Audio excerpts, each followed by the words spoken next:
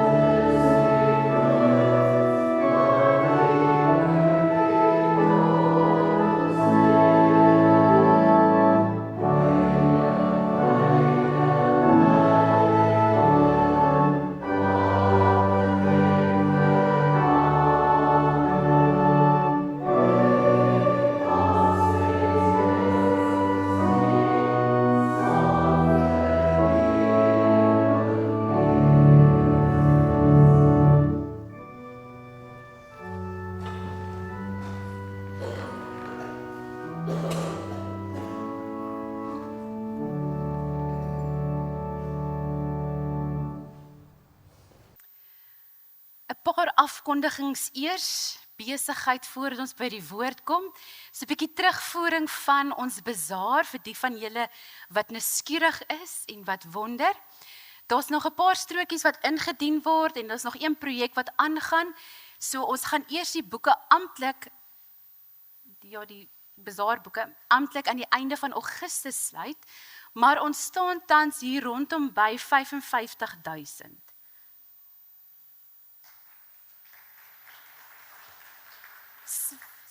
Wat sê dan die Molly? Ek dog dan sê dan nie glo my nie. Ek wou net sê dan kan nie my leenaar van die kansel afnoem nie. Dit is wonderlik. Tannie is heeltemal reg. Ek staan elke jaar verbuisterd om te dink dat die Here nie omgee hoe klein, hoe groot 'n gemeente is nie. Hoe jonk 'n gemeente is, of hoe ervare 'n gemeente is.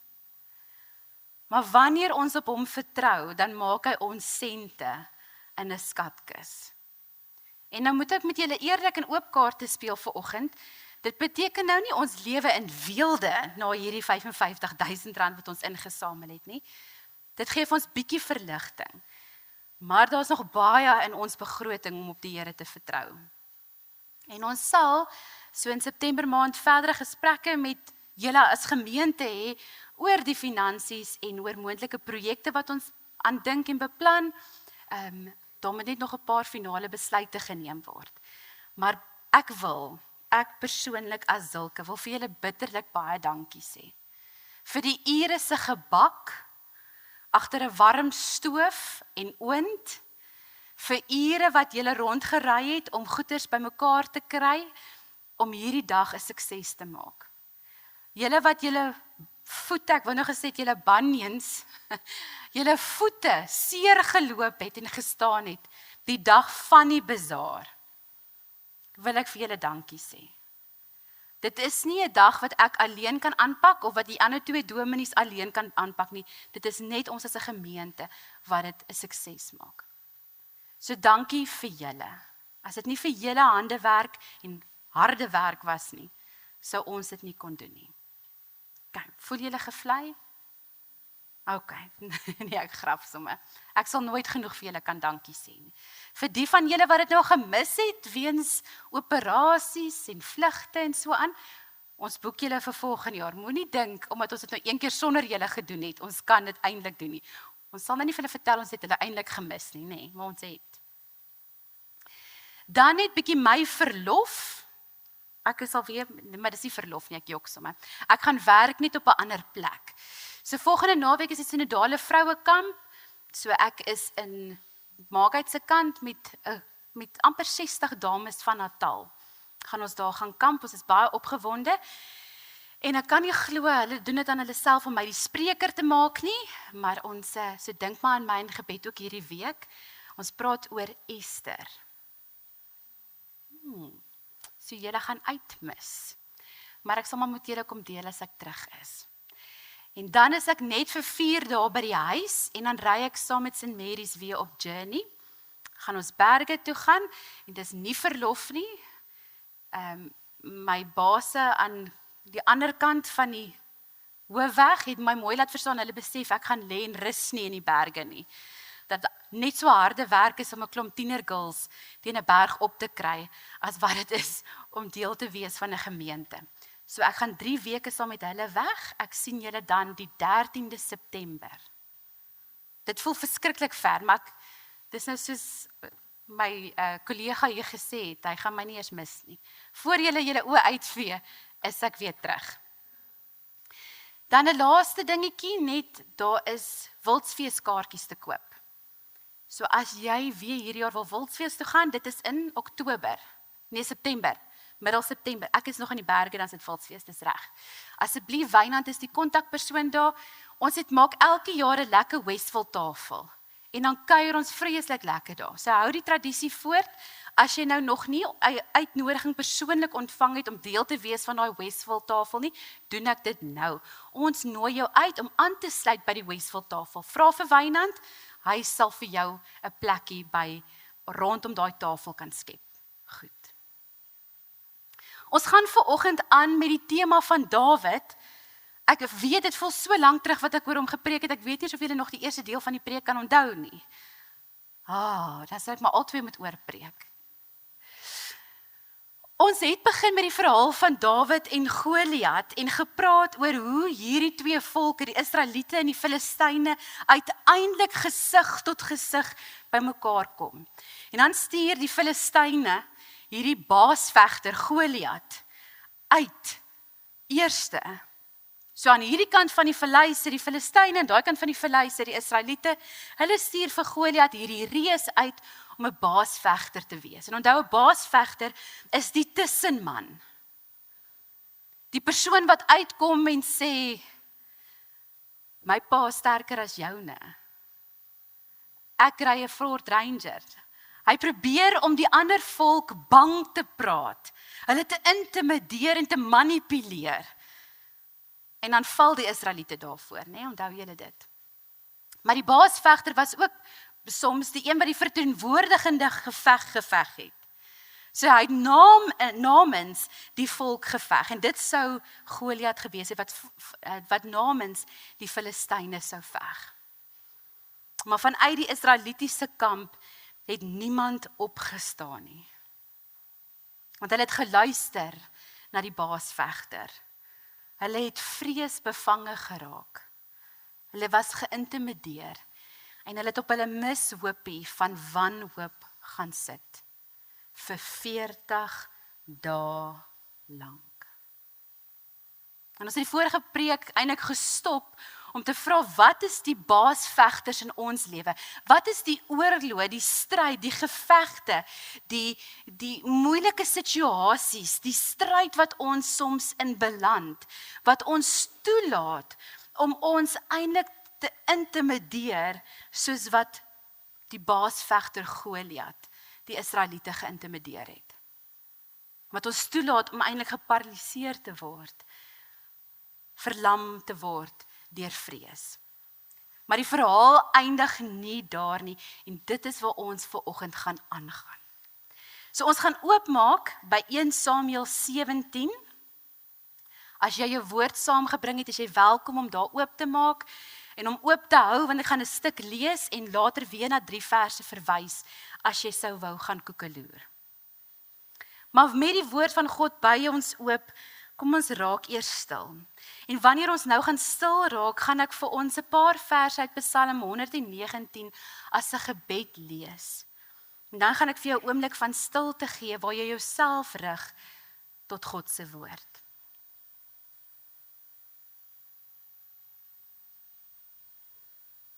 Heilige Here, ons kom bid vanoggend soos Psalm 119. In ons hart koester ons u woord,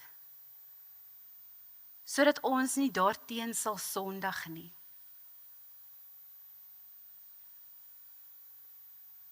Here, in u voorskrifte, in u woord, vind ons vreugde. En sal ons u woord nooit vergeet nie.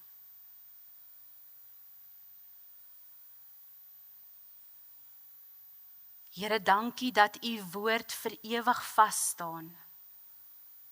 Dankie dat dit duur van geslag tot geslag.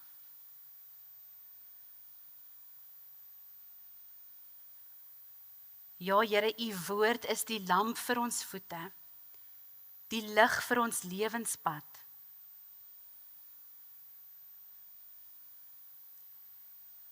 Here, en as ons u woord oopmaak, wanneer u woord oopgaan, is dit vir ons lig.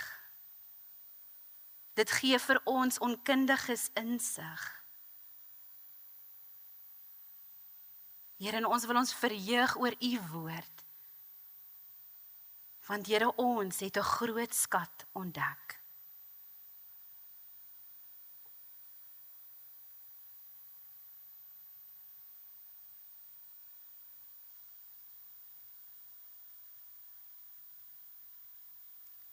Kom Heilige Gees, kom spreek deur die lewendmakende woord. Kom versterk en verfris ons, en kom gee ons nuwe hoop. Amen. Goed, ons gaan lees van vers 22 tot by 37. Dawid het die pakgoed wat hy gedra het, by die oppasser van die pakgoed afgegee en na die gevegslinies gehardloop. Toe hy daar aankom, vra hy sy broers hoe dit gaan. Hy was nog besig om met hulle te praat, toe die baasvegter met die naam Goliat die Filistyn uit Gat juis na vore tree uit die geveglinies van die Filistyne en dieselfde woorde sê. Dawid het dit gehoor.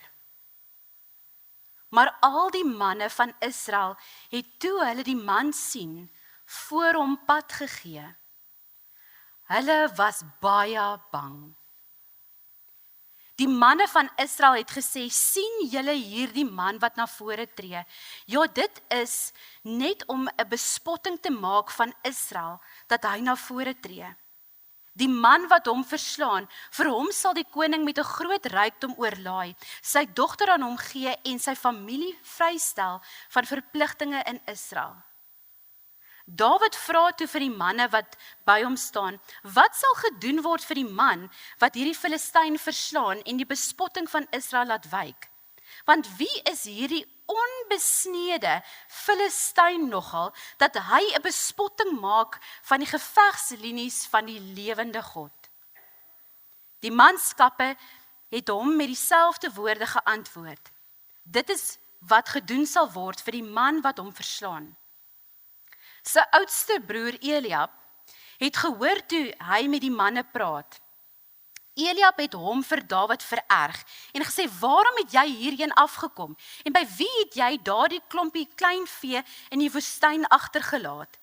Ek ken jou verwaandheid en jou boosheid van jou hart. Ja, dit is met die doel om te geveg te sien dat jy hierheen gekom het. Dawid het hom geantwoord, wat het ek nou gedoen? Is dit nie maar net 'n vraag nie?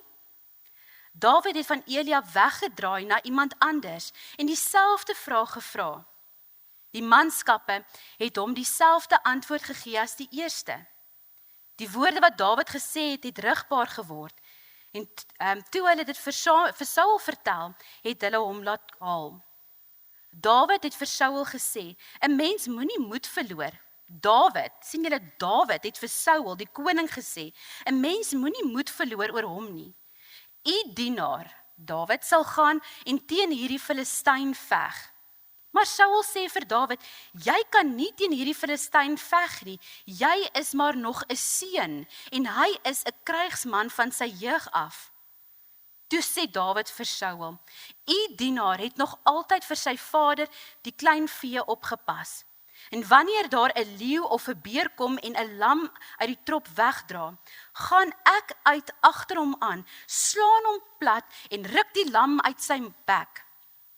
As hy ons opstaan en my aanval, gryp ek hom aan sy kaak, slaan hom plat en maak hom dood.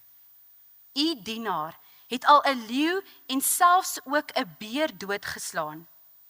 Met hierdie besnede Filistyn sal dit net soos met een van hulle gaan, omdat hy 'n bespotting maak van die gevegslinies van die lewende God. Die Here wat my gered het uit die klou van die leeu en die klou van die beer, het Dawid gesê, dit is hy wat my sal red uit die hand van hierdie Filistyn. Toe sê Saul vir Dawid, gaan en mag die Here met jou wees. Eers net tot daar. So vanoggend kom Dawid, vir ons vanoggend kom Dawid op die toneel. En hy's eintlik maar net 'n checker 60-60 afleweraar. Sy pa het hom gestuur met voorraad na sy broers toe. En al wat Dawid eintlik moes gaan doen het, is gaan dit aflaai, vra gaan dit met die seuns en gaan terugrapporteer aan sy pa. Ek dink dis hoekom Eliab so kwaad was, nee, en vir hom sê, ek ken jou tipe. Jy jong laaitjie wil nou net weer 'n fight sien. Nee, ons ken mos maar mense wat ook met so 'n bietjie drama soek so nou en dan. Maar Dawid doen iets wanneer hy op hierdie toneel aankom, wat vir ons vanoggend van kardinale belang is. Jy sien, want hierdie onbesoedelde ore van hom, hierdie ore wat nog nie gemanipuleer is nie, wat nog nie geïntimideer is nie, laat hom toe om met 'n ander perspektief, 'n ander manier van sien, hierdie toneel op te som. En ons gaan vanoggend toelaat dat die Heilige Gees deur 3 goed wat Dawid doen, met ons kom praat oor daardie baasvegters in ons eie lewe. Nou ek gaan dit nou somme so bymekaar doen. Met ander woorde, ek gaan een reaksie van Dawid opsom en dan sommer dadelik vra wat is die toepassing op ons lewe. En dan nog 'n tweede een en toepassing. As wat ons aan die einde 'n lang toepassing het en eintlik wil ek hê die Heilige Gees moet van die begin af al met jou praat. So die eerste ding wat Dawid doen is, wanneer hy daar opdaag met 'n vars perspektief, 'n vars manier van kyk, hoor die gif wat hierdie baasvegter, hierdie dreigemente wat hierdie baasvegter gee, luister hy daarna en hy reageer onmiddellik. Onmiddellik sê Dawid 2 goed. Die eerste ding wat Dawid sê is, hy spreek die waarheid oor die Israeliete. Daar waar hulle in hulle wanhoop, in hulle mishoopie sit, is hy ongemaklik eerlik met hulle. En dan sê Dawid die volgende, wie is hierdie onbesnede Filistyn, dat hy die gevegslinies van die lewende God.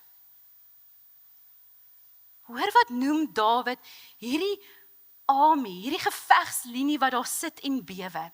Die gevegslinie, nie van Israel nie, maar van die lewende God. Dawid kom onthou, kom herinner hulle wie hulle is. Wanneer hy kom waarheid spreek oor hulle. Dawid draai nie doekies om te sê, maar onthou, julle is sulke goeie vegters.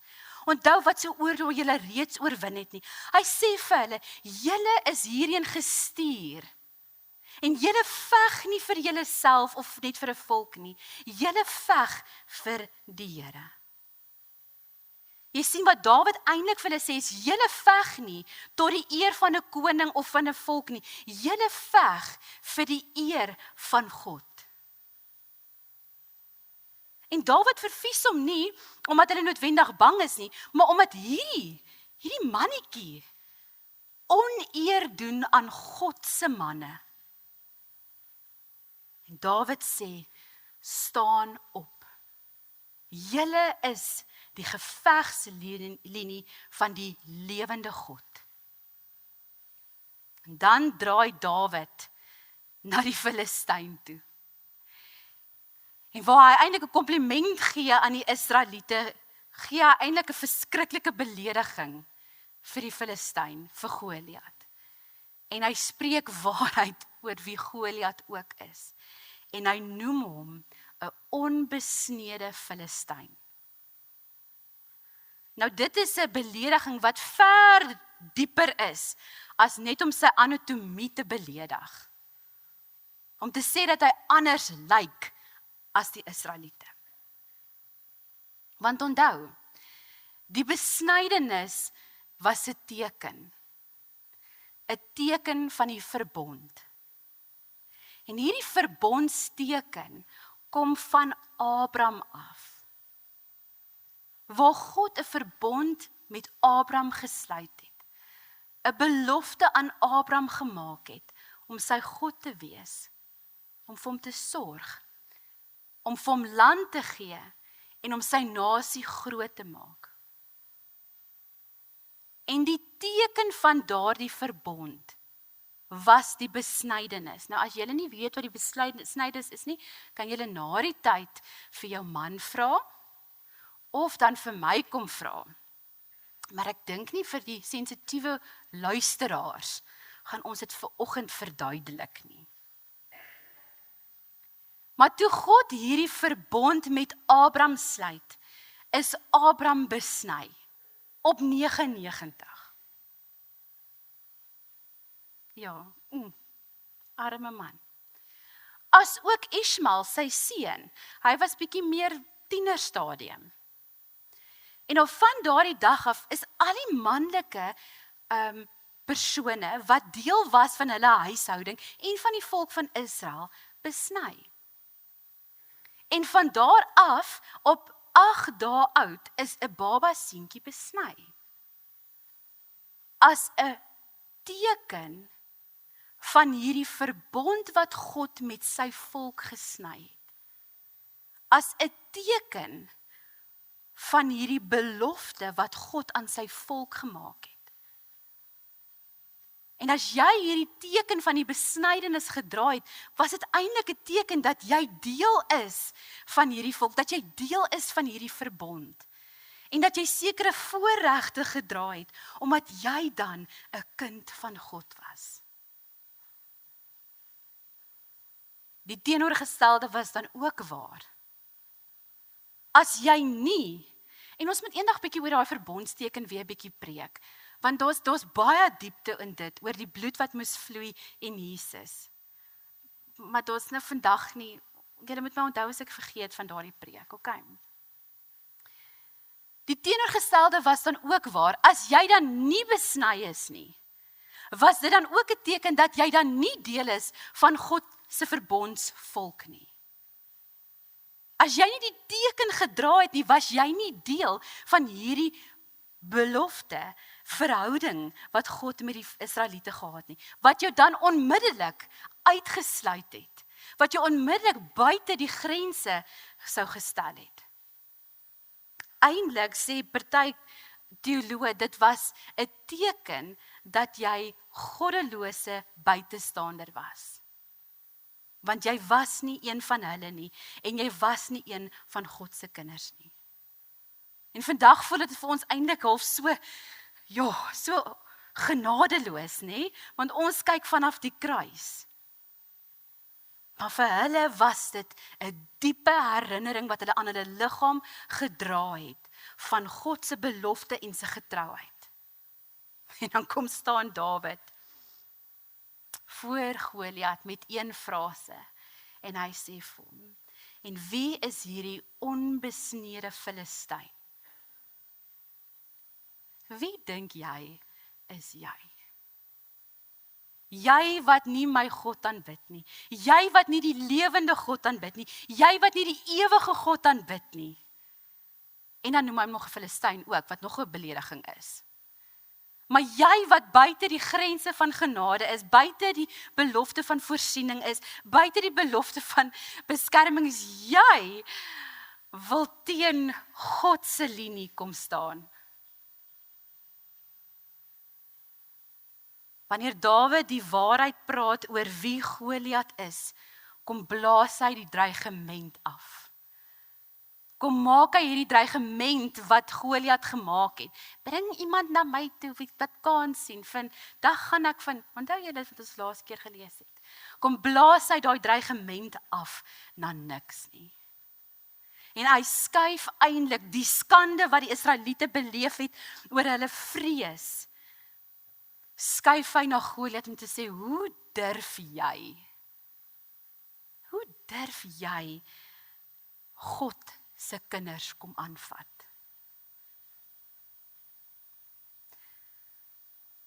As ons dink oor ons eie baasvegters, oor ons eie stryd en geveg, oor ons eie striewelings wat ons het, wonder ek soms oor wat se perspektief ons het wanneer ons na dit kyk.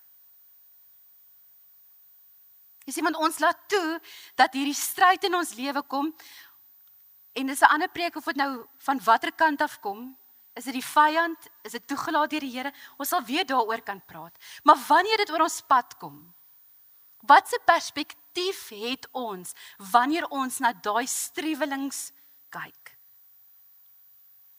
Laat ons toe dat die stem van dit wat ons uitdaag, ons oorheers en manipuleer. Of miskien wil vir ons vanoggend deur Dawid se verhaal eintlik herinner word dat ons net soms ons probleme in perspektief van God moet sit. Dit op die naam moet noem vir wat dit is. Jou onbesnede Filistyn, wat maak jy in my lewe? Ag jy ou moeilike situasie van finansies. Dink jy regtig jy gaan my onderkry? Ag jy ou verkoue, wie dink jy is jy om aan my te raak, 'n kind van die Here? Ek wonder hoe sou ons perspektief oor ons stryd verander as ons goed, ons striewelings op die naam noem vanuit perspektief van God uit. Maar hier is 'n asterisk, 'n kantaantekening. Dawid wat die waarheid spreek, het nie die oorlog weggevat nie. Dawid moes nog steeds voor Goliat gaan staan om die oorwinning te behaal. So ek praat nie van positiewe denke, gaan jy ons situasies oplos nie. Nee, dis 'n herinnering aan ons identiteit van wie ons is en aan wie ons behoort, wanneer ons oorlog toe gaan. Die tweede ding wat Dawid doen, wat vat hy saam met hom in die stryd in?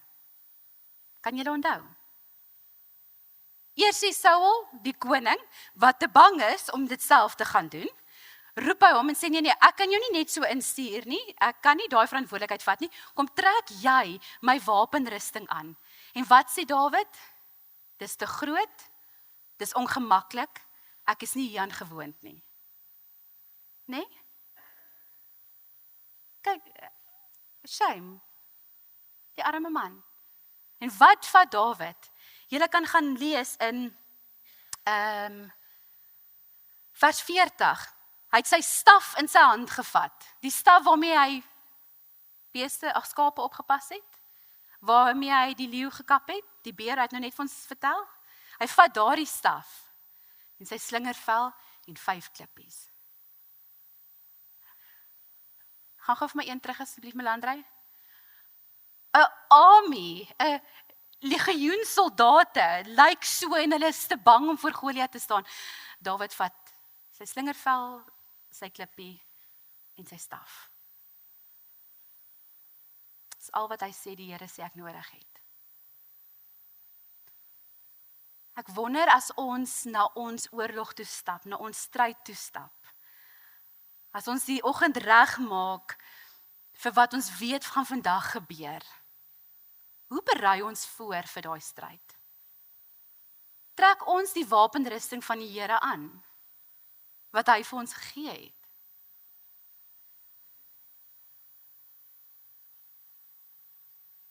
En tog dink ek ander kere, wil ons fancy goed probeer, soos wat Saul vir arme ou Dawid hierdie groot uitrusting wou aantrek. Probeer ons soms te fancy wees wanneer ons in ons stryd tree. En eintlik wil die Here sê, ek het klaar vir jou gegee wat jy nodig het vir jou oorwinning. Gebruik dit. Gebruik die staf in jou hand. Gebruik die slingervel wat jy het. Gebruik die 5 klippies rondom jou. En gaan slaan jou reus dood. Die derde ding wat Dawid doen. En ek gaan vir jou 3 verse lees, want anders gaan jy my nie glo nie. Vers 37 sê Dawid: Die Here wat my gered het uit die klou van 'n leeu en die klou van 'n beer, het Dawid gesê, dit is hy wat my sal red uit die hand van hierdie Filistyn. Dan vers 45, nou praat hy met Goliat. Hy sê vir hom, jy kom na my toe met 'n swaard en met 'n vegspies en met 'n krom swaard. Maar ek kom na jou in die naam van die Here, heerser oor alle magte, die God van hierdie gevegslinies van Israel, van wie jy 'n bespotting gemaak het. Ek kom na jou toe in die naam van die Here. En dan in vers 46 en 47 sê Dawid, vandag, hy praat nou met Goliat, vandag sal die Here jou in my hand oorlewer en ek sal jou verslaan en jou kop afkap. Ek sal die lyke van die Filistyne se leer vandag nog aan die voëls van die hemel en die wilde diere van die aarde gee, sodat die hele aarde sal weet dat Israel 'n God het. En dan sal hierdie hele strydmag moet erken dat dit nie deur swaard of vegspies is wat die Here verlos nie. Ja, die oorlog behoort aan die Here en hy sal julle in ons hand gee.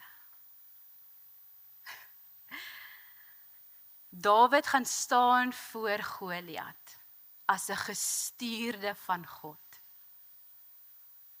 Dawid gaan veg nie die oorlog vir homself nie. Hy gaan veg die oorlog as 'n gestuurde van God. En as 'n mens hierdie gedeelte lees, besef 'n mens dat die oorwinning wat vir hom gaan kom, was sy vaste oortuiging. Hy het dit in sy diepste hart geglo. En as hy so praat, klink hy eintlik so bietjie arrogant. En as iemand vandag sulke goed sê, dan is ons almal soos nederig match. Maar daar's 'n geloofsarrogansie amper wat Dawid het, wanneer hy daar gaan staan en sê, dis nie ek wat na jou toe kom nie. Ek is 'n gestuurde van die Here, van wie jy bespotting gemaak het, net so by the who. Ek kom in sy naam in hierdie oorlog in. En hy het my al hoeveel keer gered, en hy gaan dit weer doen. Want God is getrou en genadig. Hy het beloof hy gaan dit doen. Jy sien, wanneer Dawid besef die Here stuur hom in hierdie oorlog in, dan beïnvloed dit hoe hy gaan veg. Want hy veg nie vir oorwinning nie. Hy veg vanuit oorwinning. Van God wat reeds die oorwinning hoeveel keer behaal het, gaan dit weer doen. En daarom kan ons op hom vertrou. Die woorde wat Dawid spreek wanneer hy sê, die oorlog behoort aan die Here. Wil ek eintlik hê jy moet vandag vir my en vir jou moed gee en bevry. Bevry om te weet dat die stryd waarin jy vandag is, groot, klein, een strydjies, 50 strede wat jy op een slag voel of dit van alle kante afkom, in almal van hulle veg jy nie alleen nie. Die Here stuur jou, die Here veg saam met jou. Maar mag dit jou ook bevry, dat jy moet weet dat die stryd nie van jou kragte afhang nie. Dat die stryd nie afhang van wat jy doen en sê nie, maar van wie God is. En dat jy maar net gehoorsaam kan wees, wanneer hy vir jou sê, dis tyd om jou swaard neer te sit, jou slingervel, jou staf op te tel, en jou 5 klippies te vat, en my te vertrou. Ons vier vandag Vrouedag. Vrouedag is gebore uit stryd uit geveg uit. Toe vrouens gestuurdes raak en opstaan, en die Here vertrou. Daarom mag ons vandag vir alle vroue, wat nog steeds in 'n stryd geworstel is, waarvan ons nie weet nie.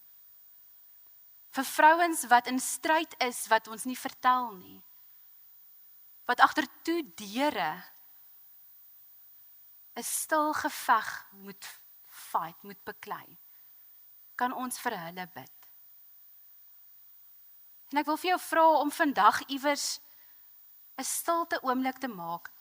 Want as jy luister na die statistieke oor vroue geweld, oor huislike geweld, oor enkelmoederskap, dan besef ons, die geveg is groot. En as jy 'n vrou op die naam ken wat deur so iets gaan, bid vir haar op die naam. Anders bid in die algemeen, dat die Here saam met hulle sal staan in daardie stryd. Ek gaan vir ons 'n gebed doen, en daarna gaan ons kollekte opneem, en terwyl ons kollekte opneem, gaan ons 'n lied speel, as 'n gebed vir Vrouedag, vir vrouens, wat vertel van die stryd en die oorwinning. Kom bid saam met my eers.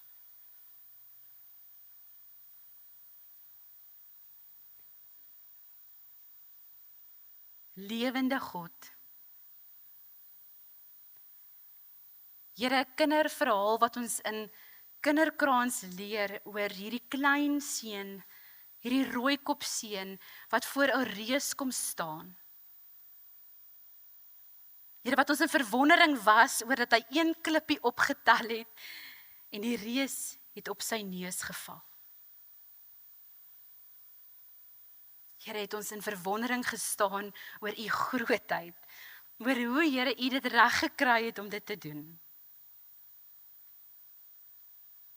Here, maar vanoggend as volwassenes, as groot mense, maar kinders in u, is ons nog steeds in dieselfde verwondering, Here, oor die oorwinning wat u kom gee het. Is ons nog steeds in verwondering oor Dawid se oorwinning. Here, want eens besef ons nou hoe dit moes voel vir Dawid.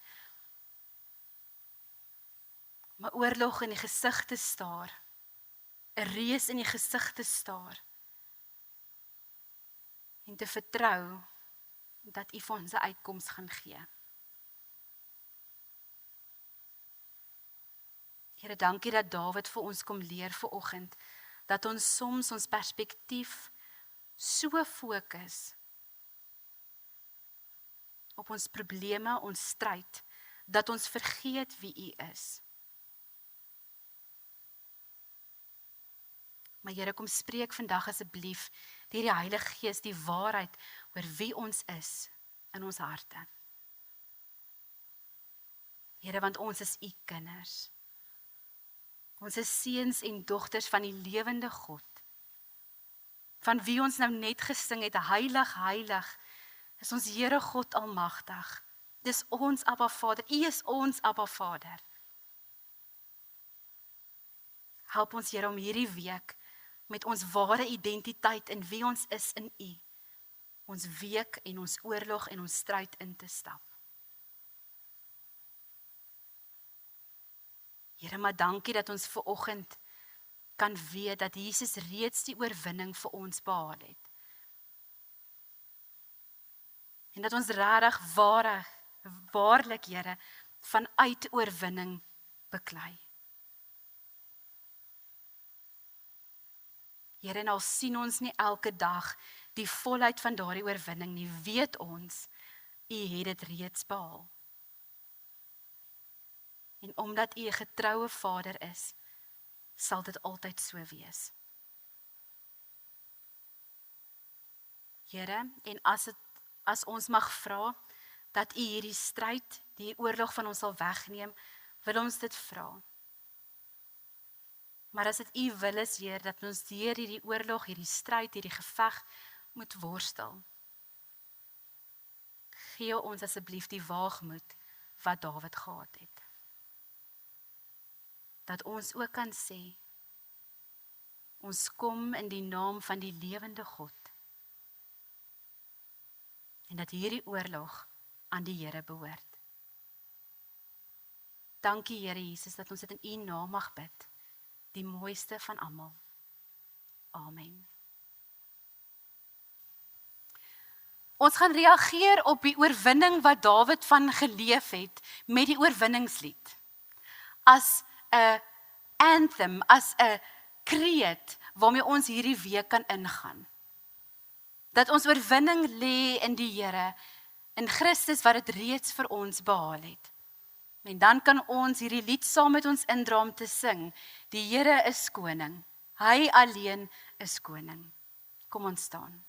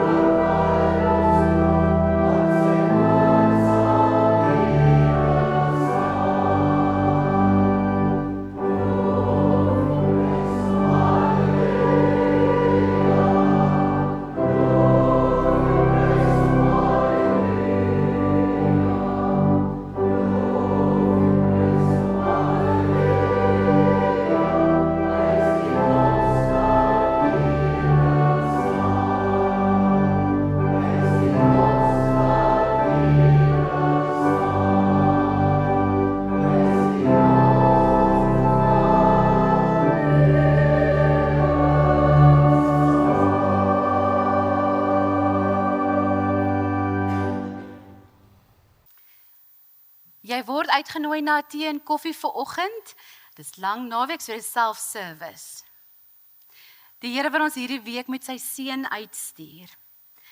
Mag die Here hierdie week voor jou vooruit gaan om jou pad gelyk te maak. Mag die Here langs jou wees om sy arm rondom jou te vou en jou braaf te maak vir die oorlog wat voorlê. Mag die Here agter jou wees om die aanvalle van die bose af te slaan. Mag die Here onder jou wees om jou te vang wanneer jy val, jou wonde te verbind en jou te genees. Mag die Here bo jou wees om jou te seën. Mag die Here rondom jou wees as jou skild. En mag die Here, die Vader, Seun en Heilige Gees met jou wees tot in alle ewigheid. Amen.